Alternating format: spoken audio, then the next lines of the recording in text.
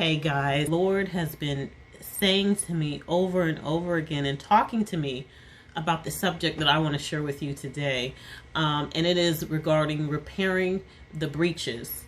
Repairing the breaches. He is warning us right now to repair the breaches. Breaches are things that he was showing me that are caused because of our own disillusionment, disappointment, distractions, our own desires. And breaches are things that give openings or access points to things, outside things, even the enemy, to come in and to wreak havoc. You know, usually when we think about breaches or we hear about breaches, we hear about them regarding breaches in security, breaches in, IT systems, breaches in borders, breaches as it relates to flooding, and that something comes in. Any area of our life that has not been strengthened and fortified enough to keep things outside, to protect what's on the inside, is going to be susceptible. I just recently saw a Ring video of a man going up to someone's house in the middle of the night and attempting to open the door. And, thank God for this Ring video, and thank God that these people had their door locked, because this guy would have walked right on in. When we don't have the appropriate barriers set up in our life, when we don't have the appropriate security, when we have not fortified those walls, those protectors around us, then it's open for the enemy or anything else to come in as it wishes. The Bible is really, really specific in talking about how the devil goes around like a roaring lion, seeking who he may devour. And, he's looking for a breach. He's looking for a breach in our spiritual life. He's looking for a breach where he can get in and torment us. He's looking for a breach. And, two people that God specifically led me to as he was sharing this whole thing about repairing the breaches. It's time for his people to repair the breach were Nehemiah. And then 2 days later, he just said Joash to me. I did not know who Joash was, but I knew it was a person in the Bible. I remember seeing that name in the Bible. And so I had to look up the word Joash. And when I looked up the word Joash, I saw that he was also a repairer of breaches. And so God is calling us. He is urgently trying to get our attention so that we will be mindful enough to repair the breaches that we have allowed into our life. It's spirits. And so Nehemiah, he specifically dealt with the breaches around the city walls, places that had been broken down and dilapidated over time and that were completely open. And Joash dealt with breaches of the temple. And so God is saying, protect those places, protect the wall around your relationship with me. Nehemiah, again, the wall around the city. Joash, he dealt with the breaches in the temple. It is time for us to protect at all costs our relationship, our intimacy with the Lord. And so I want to get into some specifics that he shared with me. So, during COVID, I know we all got a little lax, right? We got relaxed in our clothing. We might have gotten relaxed in our home with the cleaning and maintaining stuff.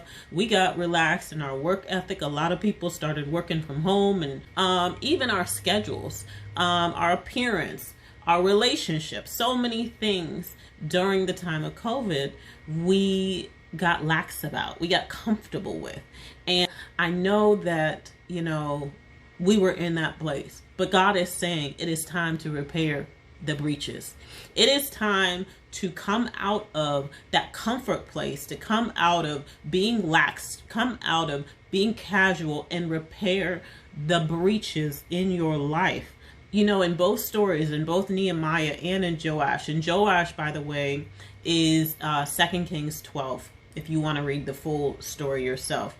But in both stories, it was leaders who allowed the disrepair of what they were responsible for. It was the leaders in Nehemiah's, the city that Nehemiah was called to repair the wall, that weren't doing the job.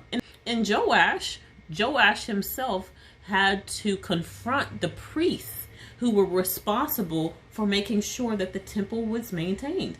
And what happened was that Joash specifically asked them, he was like, you know what, you've been in charge of this.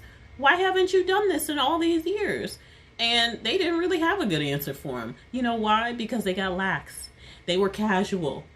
All the resources were coming in, and they got lax of being a good steward over them. They were comfortable with the resources, so comfortable that they weren't doing with the resources what they were charged to do as a leader. They were not maintaining the walls. They were not maintaining the temple. God is saying, listen, time over for you looking to leaders to give you the direction that I need to give you direction. Time over for you going to leadership when a catastrophe happens, whether or not it's in the world or in your life, thinking that they're going to have all the answers. No, he's saying, lean into me. Repair the breaches in your life. Repair. And listen, I got to be transparent, because I found myself, I had to check myself the other day. I was going into prayer and I was praying and everything, and I was in my bed and I was so relaxed. I had my feet up. I was just so relaxed, and I was talking to God, and I found myself, I was like, Shannon, you're just too relaxed. You're too relaxed. Get on your knees. I had found myself in a position where every time I was praying to the Lord, I was just kind of too relaxed, right? And yes, I'm not saying that there's anything wrong with praying. I talk to God all throughout the day, okay? Sometimes I'm in the grocery store, sometimes I'm driving. I talk to God all throughout the day. But when we get so relaxed that we overlook or dismiss his holiness, we overlook or dismiss that he is all powerful, we overlook or we dismiss that he is God of all time, he is the beginning and the end, then we are losing sight of the fullness of who he is. Yes, he is our friend, but he is holy. Yes, he is our beloved, and he loves us with everything, and he says that we are the apple of his eye. That's wonderful, but he is still all power. And I found myself having to check myself, like, oh no, get on your knees right now. You're going to pray, and you're going to give a level of reverence that he is due as you're praying to him. And so I just want to be very clear. This is not a, indictment for anybody who regularly does not get on their knees. It's a heart issue. And I noticed with my heart, I was getting too casual. Hey, Jesus. Hey, God. It's like, no. Check yourself. Who are you talking to? Who are you talking to? And what is the appropriate way to give the one that you look to for everything reverence, right? And so getting casual, getting comfortable, getting to relaxed, that's what I believe the Lord has showed me that we have kind of slipped into the last few years that we have been dealing with COVID. And so he is so good, because in this time where he is telling us, repair the breaches of your life, repair and guard the intimacy, guard your secret place, guard. So good that he would give us this warning, because he does not want the enemy to come in. He does not want the enemy to have a foothold. And I believe that he is specifically saying this right now because of what he knows is ahead of us, because of what he knows is coming down the pike, because of what he knows is going to happen, regardless of whether or not it has to do with our economy, financially, whatever. So what are the 3 areas that I really feel like the Lord has shown me that we've gotten a little too comfortable in? Areas that he was like, you need to repair the breach in these areas. The first is praying, right? And that might seem obvious, but sometimes we get a little lax, and I'm the first one on this list. I admit it. I am not pointing any fingers to anyone, But in our prayer life, do we have that time set aside for him and no one else? Or have we allowed the distraction to come in? Have we put it on the back burner? Is it really something that we have maintained a priority with, or has it slipped a little bit? And so, one of the things with prayer is that prayer, when we communicate with God, we stay close to God. Even in our natural relationships, we know that when you communicate with somebody often, there might be people who you talk to every day or every other day or whatever. That means that you are maintaining a closeness to them. And so God wants us to stay close to him. He wants to communicate with us. He wants us to communicate with him. He wants us to commune with him. He wants us to sit with him. He wants us to spend time with him. He wants to share the secrets. And if you don't have time in your daily life set aside for him to share secrets, for him to guide you, for him to give you direction, for him to lead you, for him to, warn you even, then you're going to create a breach. You're going to have a breach there because there's no closeness, right? He's still your God. He still loves you. He still might talk to you, but it will probably not be at the level where he would have if you made room for him on a consistent basis in your life. And so as we move forward in repairing the breaches that the Lord has shown me, one of the things that I know I need to focus on, and I am just encouraging you to do the same, is to pray and keep that time really guarded. Don't let other things into that time, and so that is the first thing. The second thing is reading the Bible, And I know these first two things seem so obvious, but let me tell you something. When you don't maintain that connectivity to God, that closeness with God, there goes the breach. We get too comfortable. Oh, life is going fine. We get too comfortable. And then when something happens, oh my gosh, okay, what is God saying? God is like, time over for that. Time over for depending on your leaders for something that I needed to tell you. Time over for getting all hyped up when a problem occurs. No. In fact, he tells us in the word that he does nothing first without telling people. He will warn us. He warned people in the Bible. He let them know of things to come. And so there's no need for us to get in a flurry and to get all upset and to be like we would expect the world when there is a serious situation going on, when that closeness that we should have cultivated with him would give us some peace or a warning to prepare us and to settle us for when those things occur. It is kind of known that if you read the Word of God on a consistent basis and become familiar with the Word of God, then it's a whole lot easier to hear him in your spirit when he's talking to you. If you're not familiar with the Bible and you don't read the Bible and you don't spend time getting to know his voice in written form, you won't recognize his voice when he's speaking to your heart. And that's one of the things that, even when he spoke to me, Joash, I didn't know about Joash. I didn't know anything about Joash. All I knew was that, I have seen that name or that word in the Bible. Let me find out about what this person did. And that's when God was able to give me revelation. And so you can only get revelation when you're reading and praying on a consistent basis.